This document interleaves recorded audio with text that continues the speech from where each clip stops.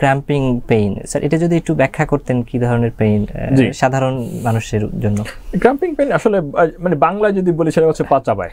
আচ্ছা আচ্ছা, পা চাবায়, এবং তারা এসে বলে যে ছেলে মেয়েকে দিয়ে পা টিপাই। হ্যাঁ, ছেলে মেয়েকে দাদা দাদি বা নানা নানিরা বলে যে নাতি নাতিকে পা টিপানো দেখেছি এটা। হ্যাঁ, এবং ওই বলতো যে বিছানায় শুয়ে পড়ে বলে যে তুমি পায়ের উপরে পা দিয়ে পারাতে থাকো, তো একটু আরাম হয়। তো এটা বাস্তবতা যে আসলে একটু আরাম হয়। তবে ক্র্যাম্পিং পেইন হলো যে আসলে ব্লাড পুলিং হচ্ছে, অর্থাৎ দাঁড়িয়ে থাকার কারণে, দীর্ঘ সময় দাঁড়িয়ে থাকার কারণে পায়ের গ্রাভিটির কারণে নিচের দিকে রক্তগুলো জমতে থাকে, ফলে শিরার উপরে অতিরিক্ত চাপ পড়ে। ফলে একটা শিরার যে ক্যাপাসিটি রক্তকে ধারণ করা, তার উপরে যখন অতিরিক্ত চাপ পড়ে তখন সে ফুলতে থাকে। তো একটা স্ট্রেচ যে হয়, শিরার উপরে যে একটি চাপ পড়ছে, অতিরিক্ত চাপ, সেই চাপের প্রভাবেই আসলে একটি ব্যথার অনুভূতি তৈরি হচ্ছে। এটি আসলে পেশেন্টের যে ফিলিংস, যে একটি পায়ে একটি ক্রাম্পিং পেইন বা চাবানোর পেইন, কখনো বলে যে খিচে ধরছে, এটাও বলে অনেকে।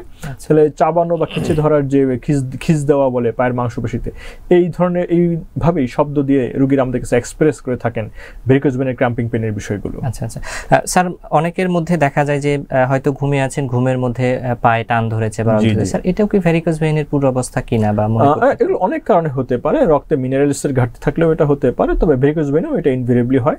এবং অনেক রোগী আমাদেরকে এসে বলে থাকেন যে আসলে পায়ে ক্র্যাম্পিং পেইন হচ্ছে, পায়ে লেগ পুলিং হচ্ছে, রাত্রেবেলা ঘুমের মধ্যে পায়ে টান দিচ্ছে, খিচ দিচ্ছে, এটা অনেকেই আমাদের কমপ্লেন করেছেন।